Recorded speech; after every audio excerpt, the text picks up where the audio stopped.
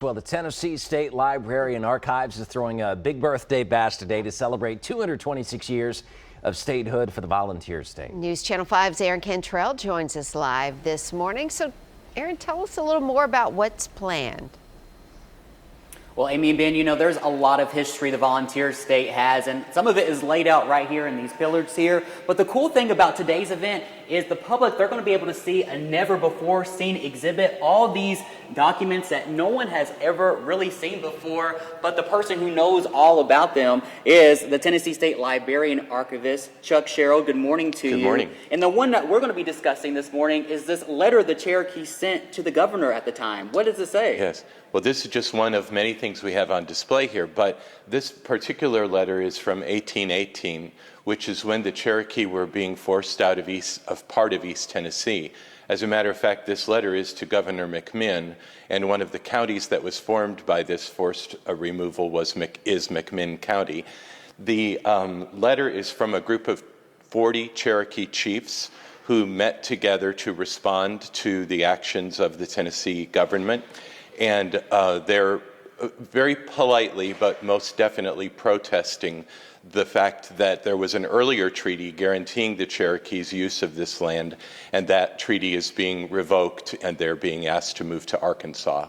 Wow. And just a reminder to people, this is how our state kind of came together. These were the history of our state, of kind of how we came to be, and the public would gain a lot from coming to this. Yes, if you own property in Tennessee, these documents end up being the foundation of your legal ownership of land. And the boundaries of the state of Tennessee were affected by the various documents that are shown here. The way the state was settled and grew is all reflected in these records. And they're interesting not just because of their history, but because of their impact on why Tennessee is what it is today. You all are going the extra step because the constitutions will also be available, the real ones. The public can come by and check them out as well. That's right. The 1796 was when we became a state, and we've had the first constitution plus two more since then, and the originals will all be on display today, which is unusual. We only do that on Statehood Day once a year. And, you know, if you could tell, you know, families and, you know, community members, you know, why should they learn about their history? Why should they want to see how this state came to be? Well, I think of the archives as a place where we preserve the stories of Tennessee and Tennesseans, and everybody has a story. Everybody has a reason or a story about how their family came to be here or how they came to be here. And those stories are interesting.